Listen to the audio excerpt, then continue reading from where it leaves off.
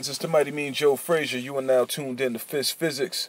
Today's topic, Deontay Wilder, and why he's not getting the due respect as the heavyweight champ here in his own country, United States. And this guy, he's not getting any recognition. I see it all the time on the internet. So many people, and it's so funny because you know what? Triple G, got to throw his name out there real quick. Triple G gets all the accolades for having a very high knockout ratio, but he doesn't have the highest knockout ratio in the game. That title actually belongs to Mr. Deontay Wilder. But yet, every time I see these people on the internet, it's all this negative talk about, he ain't fought nobody. He's just not getting the recognition that he deserves, in my opinion. Now, you could say that Deontay hasn't fought anybody, but the heavyweight division is not really stacked with a lot of heavy competition. But I see the guys from overseas getting all the credit in the world, and we're just going to take a look. Right now, the top names in the heavyweight division are Anthony Joshua, Olympic gold medal winner from the UK. His record is currently 18-0. He's scheduled to fight Klitschko. I don't even have the date here in front of me right now, but they're scheduled to fight pretty soon. Tyson Fury supposedly coming out of retirement, and he was the last person to beat Vladimir. And then we have Deontay Wilder. Oh, and Klitschko. You know what? So we'll start there. Klitschko hasn't really come under any scrutiny from the media or the fans for what, in my opinion, is true, unadulterated cherry picking at its finest. And so many other fighters get accused of being a cherry picker, taking easy fights that they think they can win with very little competition. Klitschko took on Tyson Fury, and I wasn't too mad about that. But then again, when Deontay's walking around with the 38-0, 37 knockout record, for you to go and fight a dude who was 25-0 with maybe about 15 knockouts, how is that not a cherry pick? For you to go and fight Anthony Joshua, even though Anthony is getting a lot of praise and promotion in his backyard, the UK, a record of 18-0, for you to get in there and now have to scrap it out with a guy who's 64-4, 64-3, something like that. Klitschko's win ratio was way over 60. For him to pick you as the guy he wants to fight is beyond explanation to me. And if I was in Deontay Wilder's camp, I wouldn't even be looking at these fights, the Tyson Fury or a Klitschko or Anthony Joshua will fight, happening anytime soon, because these guys don't say his name. I believe Joshua actually made a statement maybe about a week ago talking about Wilder, but I do believe that his promoters would not be looking to make that fight anytime soon. With a record of 18-0, I think that it's safe to say Joshua might need 7 to 10 more fights before he's really at the level where he can walk in with a nice-looking record against a champion like Deontay Wilder. I'm sorry, 18-0? You're going to have to get the kid at least to 25-0. Klitschko is wrapping up his career with these soft-touch fights. I mean, and he lost to Tyson Fury, but it wasn't a bad loss. And when I accuse Klitschko of taking the soft-touch fights, he took the Tyson Fury fight, in my opinion, because Tyson Fury was the guy who had the least amount of power. See, Klitschko's afraid of getting his chin tapped. So he don't want to fight a Wilder. He don't want to fight a guy who has dominated every fight that he's been in by knockouts. He doesn't want any of that action. So he decides to take a young, inexperienced champion who just won the belt off of come on, the guy was a bum. He won the champion won the strap off a bum. And now Klitschko, in a desperate move to win his belt back, hoping that this kid is so inexperienced that he'll be able to school him, he picks that fight. And Wilder's left to sit on the shelf. You could say that Wilder hasn't fought anybody, but I would say that these people have ducked him for the last 3-4 years. 3 or 4 years they have ducked Deontay Wilder. And they throw all of these shots at him saying, oh, well, he's no good. Oh, he's a one-handed fighter.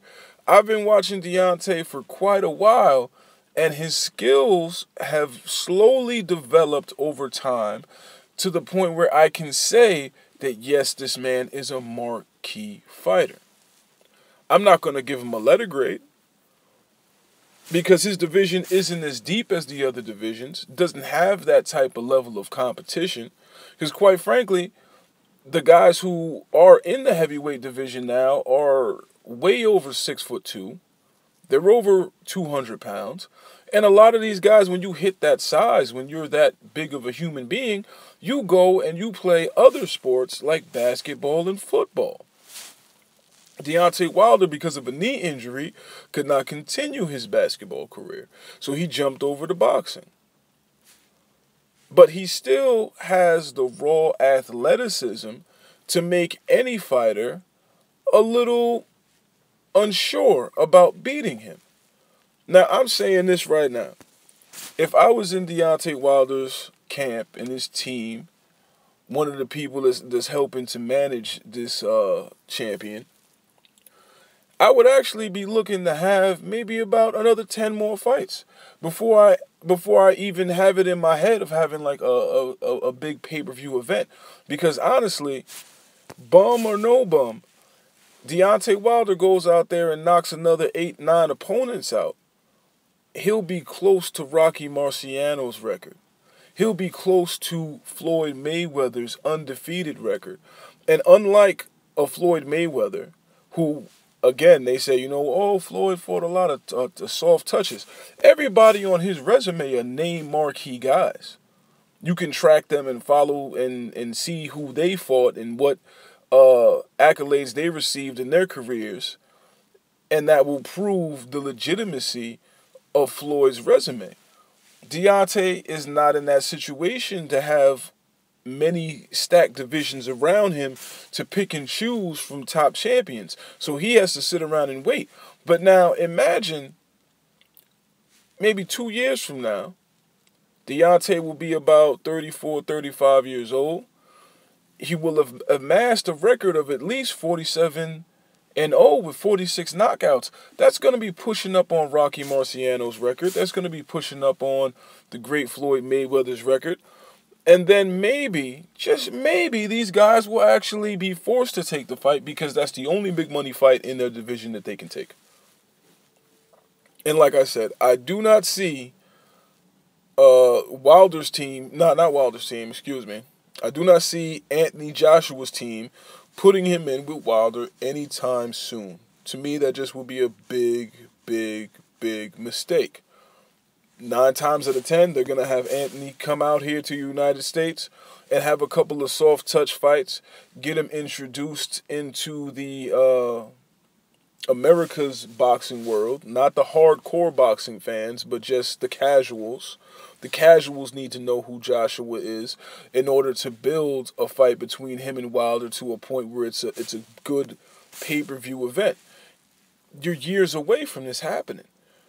But people, please, stop trying to demean Deontay's record and his skill set, but you keep on bringing up Triple G as being one of the best. his record looks very identical. Triple G, except for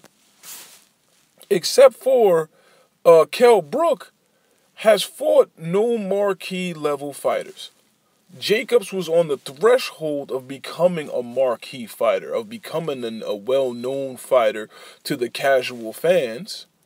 And I'm going to say after his loss to Triple G, maybe he's actually crossed that threshold. But he was not before. See, Kell Brook already had fans. He already had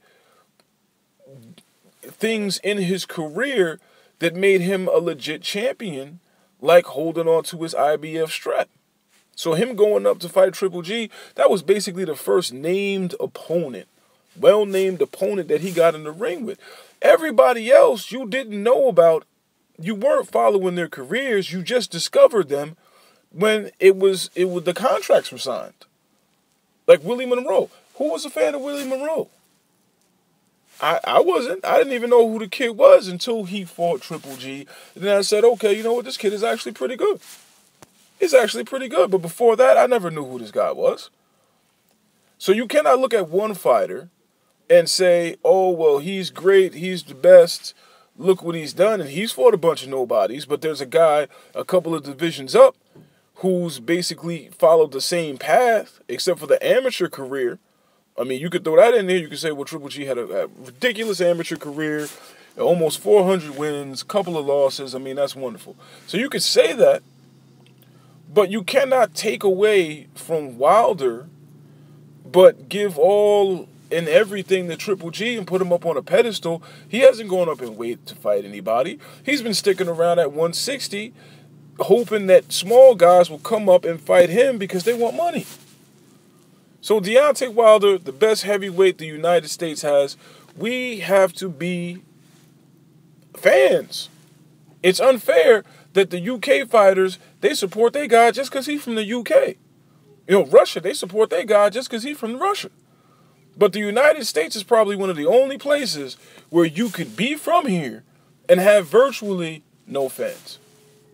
And I could make it a racist conversation, like you just don't like him because of his ethnic background, and that's what it is. But I don't want to take it there. I want to keep this legit and on the numbers and how we should all be fans of Deontay Wilder. Alright, it's the Mighty Mean Joe Frazier coming up with more videos. We're going to break it down. Let's get into this. 1.